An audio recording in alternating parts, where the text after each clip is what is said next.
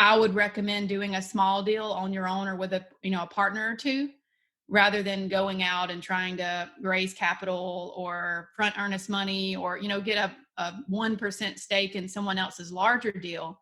Because even though you learn from that, not downplaying that at all, there's definitely value in that. I feel like you learn more by doing, the whole gamut of all the roles within, or at least most of the roles if you have a partner or two, rather than just barely peeking behind the curtain if you want a small piece of a larger syndication. So that would be my advice. Now, obviously, if someone doesn't have capital to get started or doesn't have a partner that you can, bring in for the capital piece, then anything you can possibly do to immerse yourself in the business, be it joining virtual webinars, conferences, coaching, anything you can just live, eat, breathe, sleep, multifamily, because this is not something that you can dabble in. You really have to understand the business to do well. Your network is your net worth. Come listen to some of the most successful people I know share invaluable knowledge, stories, and advice in real estate, business, and beyond. This is Weiss Advice. Whether you want to take your business or personal life to the next level, look no further. Welcome back to Weiss Advice. I am your host, as always, Yona Weiss, and today I am privileged to be joined by Candace Pilgrim. How are you doing today, Candace? I'm doing great, Yona. Thanks so much for having me.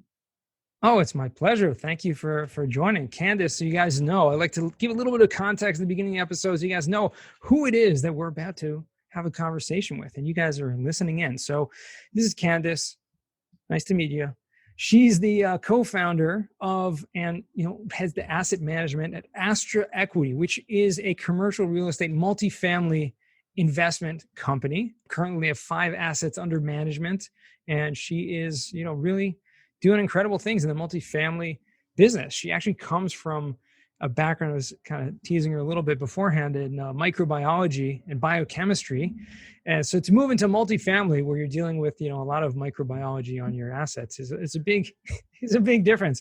But, it's incredible, to see the transformation of everyone that I speak to. And, with no exception, you have an incredible story, how you transition from that pursuit of potentially a PhD in those areas, and then moving into business, electronics wholesaling business, which is awesome. And then you moving that, taking all the income from that into multifamily, which is your current battle. So without further ado, I just want to jump right off the deep end and go into the PhD, right? I mean, what was it like pursuing a PhD in biochemistry and microbiology? Well, it was actually quite miserable, which is why I changed directions. There you have it. the PhD pursuit, I guess I'm a PhD dropout, if you want to call it that, but it was actually in immunology. So my bachelor's degrees are biochem and microbiology. And then I actually moved to Birmingham to chase that PhD. That's what brought me to Birmingham, which is where I still reside. And I was just miserable in that program. I think it was part because I realized that was not what I'd always dreamed for it to be, with the highly political nature of, pursuing grants for funding, research funding and everything. And just, it didn't help that the PI or principal investigator of the lab that I was in at the time was just not a good fit. So a lot of factors played into that, but I always wanted to work for myself, and it was meant to be, because I'm exactly where I was meant to be now. So I'm glad that it played out the way it did. That's awesome. And so, make a long story short, you transitioned, had a long stint in a business, right? Working for yourself, managing, running your own business.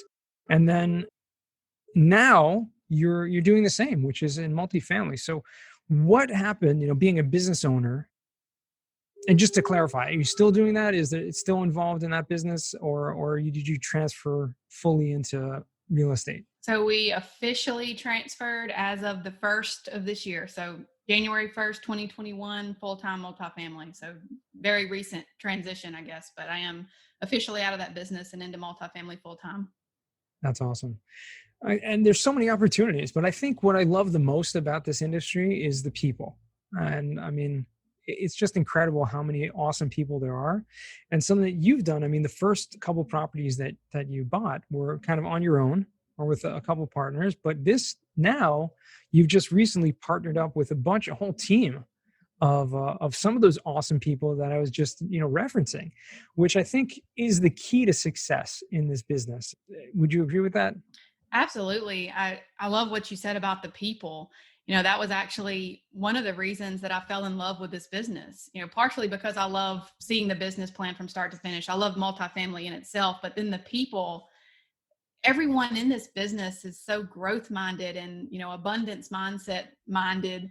So that was very, very different from the electronics wholesale business that I was a part of. In that business, it was everyone was everyone else's competitor. We wanted to keep our vendor contacts separate and private, because ultimately that was our profit center, and we didn't want our competitors having access to that. So I love the multifamily. It's completely different. I love sharing contacts with everyone else and helping each other grow. And, whenever I was first analyzing those passive investment opportunities back in 2017, 2018, that's when I was really exposed to the people, because I was having to Mm, network to meet sponsors, and then also exposed to the business itself, learning to analyze deals. So at that point I realized, like, this is what I want to do full time. that's awesome. How did you decide, to make that transition? I mean, going from business and running that. Obviously, I mean, what you just said really rings true with me also, right? The people, but also just the growth mindset of everyone. But at the end of the day, right, if you have all of your income, right, coming from one source, or, even if it's multiple sources, you have investments and things like that on the side, it's a big change to go from running a business for so many years to kind of switching focus and running full-time real estate business. I mean, would you say that, or would you say, I mean, maybe not, maybe it's actually just kind of the same thing. You're running a different business, but I don't know. Just a thought of mine. What do you think? Yeah, I mean, it is different, but also very much the same. Multifamily, each property is its own business. So a lot of the same principles still apply. The main difference for me personally is just the level of happiness for me, and the reasons why I do it. For the Mm, electronics wholesale business, I'm not saying I was unhappy. It was fine. It was fun working for myself and making all the new vendor contacts and those relationships. But at the end of the day, my primary reason for doing it was because it was a great money maker, right? But with mhm. multifamily, it's not just about the money and the financial freedom. I just really enjoy it a lot more so than I ever did that other business. And it's just about, making the apartments a better place, and a place that the residents are proud to call home with these improvements that we do. And it's just fun. So it's different, but very much the same in terms of running a business. For sure. And you're focused in Alabama, correct? Correct. I'm in Birmingham. So Astra Equity, we target Birmingham and Huntsville, Alabama primarily. And we have a secondary focus on Charlotte, North Carolina. Awesome. Alabama is presumably, for someone who's never been there, it just seems like a great place to be. I mean, just everyone that I've ever met from Alabama is just like the nicest person in the world. I mean, Southern but hospitality. exactly right. Right. I mean, it's just it's a great place. So it obviously makes sense that you're working in the hometown, that in the home areas, home state that you are in. But I want to ask you something that maybe it's a little personal. I don't know. You could choose to answer or not. But you mentioned that you're changing the lives, right? You're actually improving the lives of the people that are, the tenants that are in your properties. To me, that's a big deal. I mean, some people get a bad impression of real estate, that they're like slumlords and people just taking advantage of others. And what do you do to like ensure? And I mean, I've seen some of the properties that you've done and you've turned around, and the befores and afters, and that's incredible. But like, what do you do to ensure kind of the happiness or the environment of the tenants in your properties? I mean, what's big for us is just take care of them. And, it goes back to the principle of treating others as you want to be treated. I mean, our residents are people that, just like us, who want a nice place to live. And, if they have a maintenance request, they want that answered and answered quickly. And, we want what's best for them. So we're definitely the opposite of slumlords. And it's pretty cool with like our 40-unit property. I'm sure you've seen the before and afters. That was the heavy lift we had. You actually did the cost study for us on that one, now that I think of it. But yeah, I mean, that property, since we're local, it's only 20 minutes from us. My husband's constantly back and forth checking contractor work.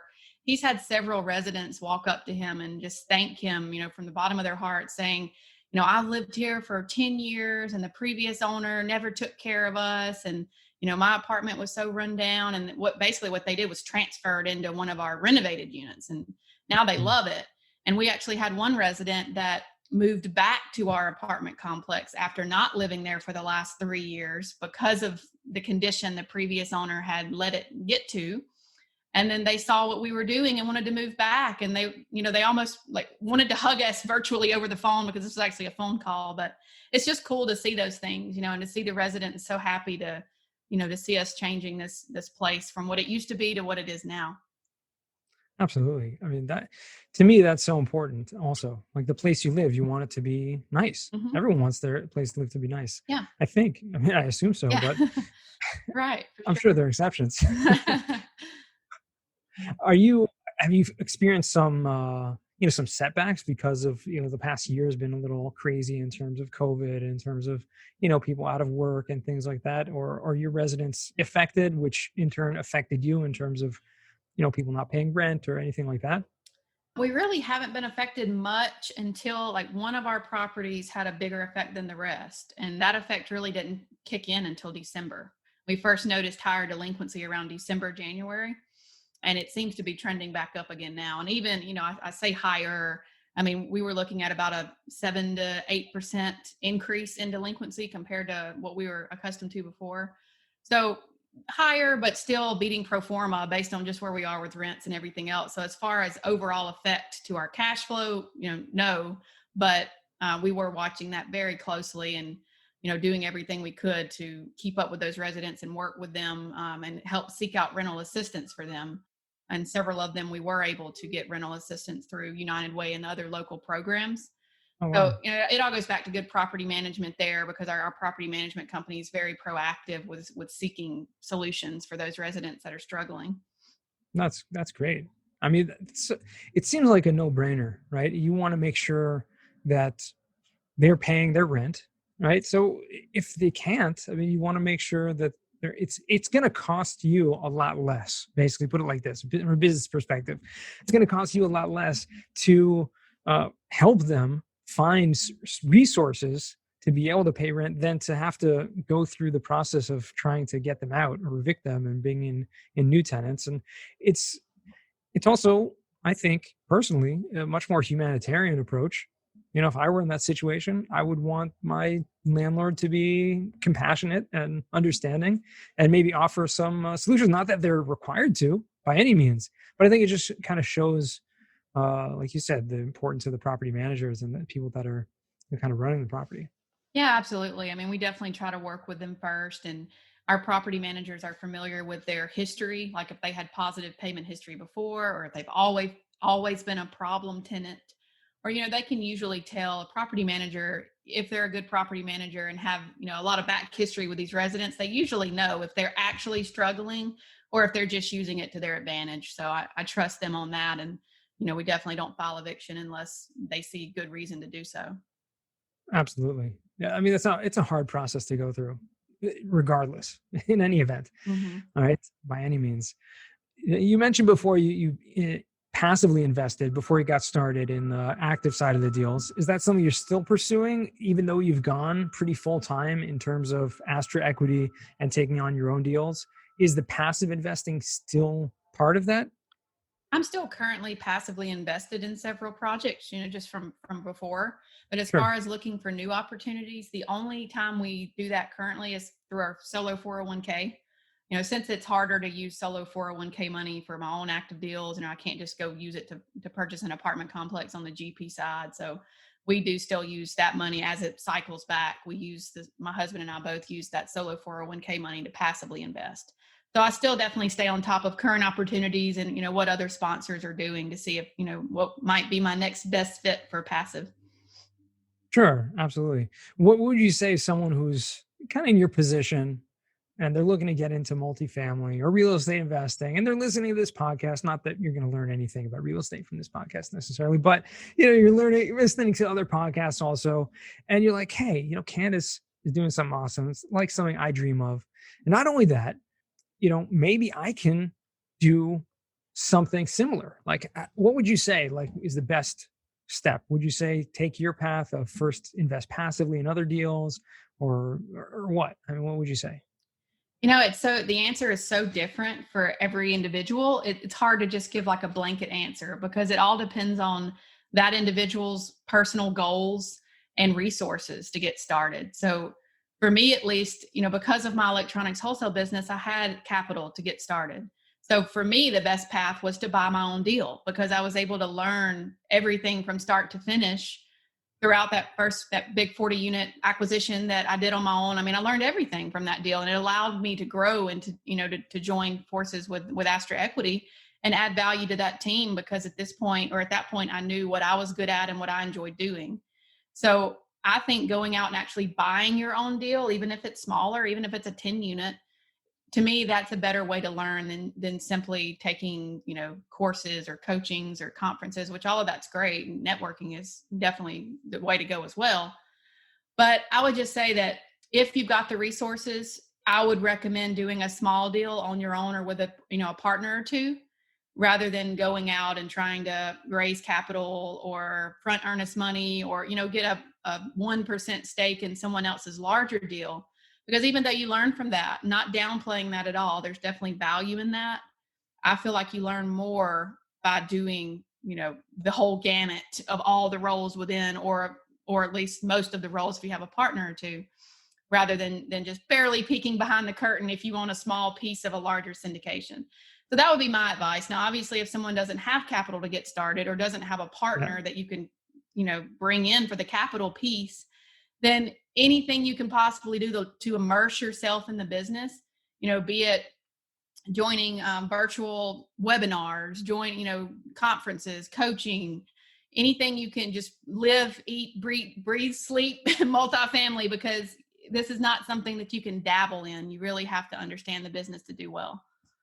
No, I agree. That's awesome advice, and it's totally different for everyone. I agree with that, but I think what you said there was so important because a lot of people are afraid to just jump in and buy their own deal without the experience. And I mean, buying a 40 unit property without having bought. I mean, you did have a couple of single families before that, correct? Correct. Yeah.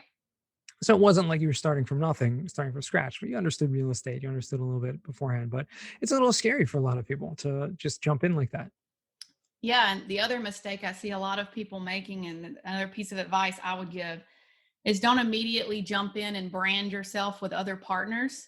I know you've seen that happening a lot, especially in the social media universe, where someone will latch onto a couple of other partners, form an entity, and try to pursue deals when maybe none of them have ever done a deal, or they've never Yeah. done a deal together, most importantly.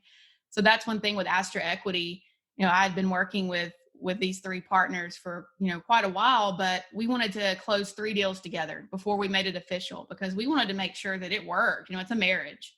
So Hmm. Rich, Jeremy, and Stuart are awesome. I knew they were awesome from the day I met them, but until we actually worked together, I didn't know for sure that it was the path I wanted to take. And now I'm 100% sure I'm exactly where I was meant to be. Love Astra Equity, love the three of them to death. But I would just say, proceed with caution, because once you get into one of these larger deals with partners that you barely know, it's hard to unravel that.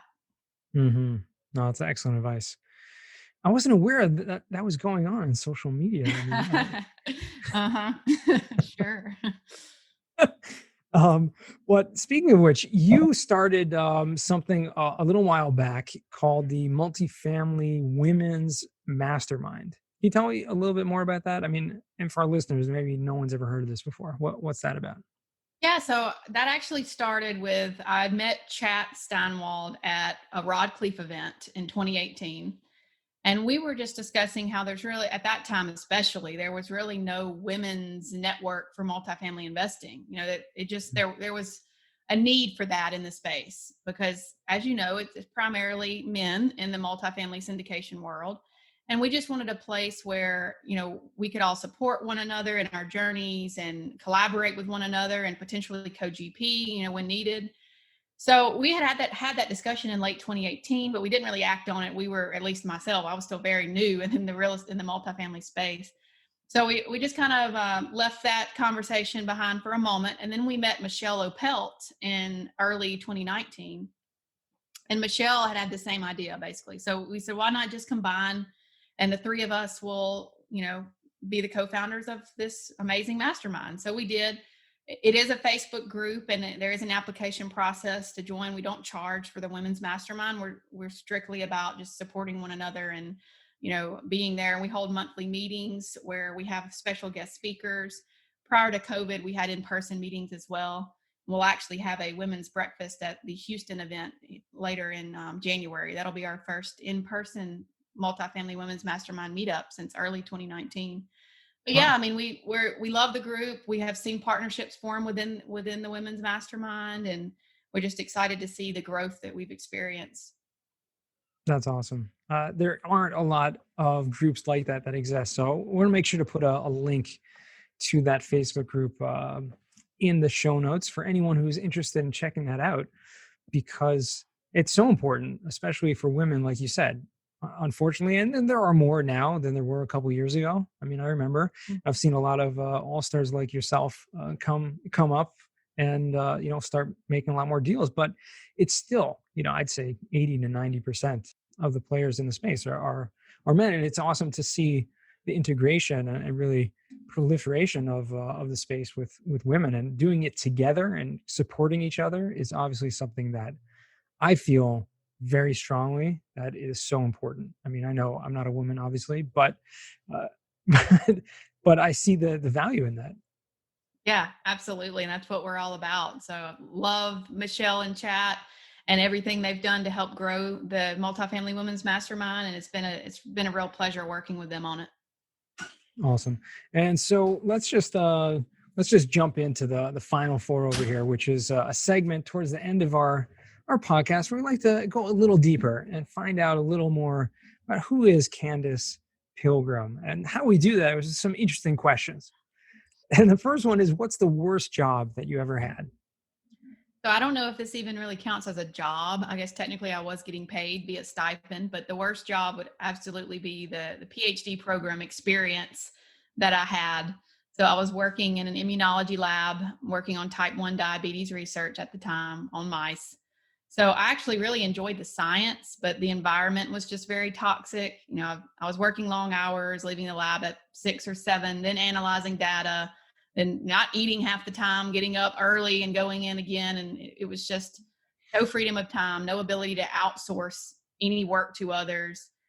And ultimately I wanted to work for myself and build something bigger. So, it wasn't the lab environment like in itself, because I actually had a 3-year lab job prior that I loved. It was just not a good environment for me, but it was meant to be. I'm glad I'm out. Absolutely. Sure. It taught you what, you really are passionate about, and kind of gave you that boost to get out of there and get out on your own. Right. Life's too short to be unhappy and unhealthy. That's a great quote. That's awesome. Second question for you: what's a book you've read that's given you a paradigm shift? I would say Never Split the Difference by Chris Voss. That book, it teaches you so much more than just negotiation tactics. For me, it's more about, the human psyche and how other people process information and think, and, Mhm. the best ways to react and be proactive with communications. And that's just one of those books I could read 3 or 4 times or even more, and get more and more out of it each time. For sure. There's so many important things that I learned from that book as well. I mean, just in how he talks about nonverbal communication, for Mhm. example. It's little things like that that if you hadn't studied psychology and you haven't studied communication, it's so simple, and they're literally everyday things that come out of it. I mean, with every conversation you have, whether it's with your spouse or with your children or with coworkers or vendors, it's nonstop. And you're so right. This is not just about negotiation. It's really about communication. And highly recommend that book. So I appreciate you. I think it's the first time anyone has mentioned that on the podcast, which is pretty cool. Oh, So wow. thanks for bringing I'm it up. surprised. I figured that would have been a common answer, because yeah, great book. Absolutely. What is a skill or talent that you would like to learn? So I guess I have a personal answer and a professional answer. Personal would be a better family work balance. I've brought this up on several podcasts before that I really just struggle with this. And it's not that I can't block time off to spend with family, because I do that all the time. I have cut off times for work, and, I try to put my phone on silent, but it's more about being physically present and mentally present, not just physically present. I have a hard time. My mind is constantly working, like constantly spinning. Like, I need to do this. Oh, I need to, and then I want to write a note in my phone so I don't forget. It's just hard to just completely shut it off. So that would be my personal. And then my professional answer would be, I would love to learn, and this is probably not a typical female answer, but I would love to learn all the trades, like carpentry, plumbing, electrical. Not that I want to go do it myself, but I just want to better understand, like, so potential solutions to problems, and, to better be able to check work from others. Luckily now I have Rich on my team at Astra Equity, so this skill isn't quite as needed as when I was flying solo, but I just wish I understood all of that a little bit better. Sure. Yeah. I think from my experience in learning these type of things, specifically the ones you mentioned, it's just really from apprenticing or just being around others who are doing it. And you just pick up a little thing here, a little thing there, much more so than, but I guess nowadays you can learn a lot from like YouTube and those type of things if you have some round the house projects. But Mm-hmm. sounds good. Those are great skills to have. I would say the first one is also professional, even though Yeah, true.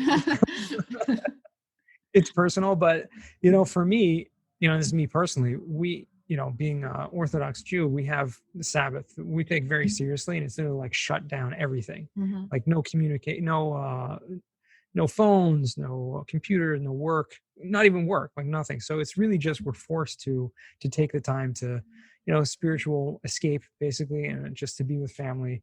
And I don't know what I would do without that. But obviously, everyone's different. Everyone has different approaches to life. Right. Yeah, that's great. I mean, I love that you do that. I need to do something similar, but it's hard. Like I said, even if I shut everything off, I can't shut my brain off or my mind Yeah, off. So it's still something I'm working on daily. I hear. Yeah, for sure. And fourth and final question: what does success mean to you? Happiness, success means happiness.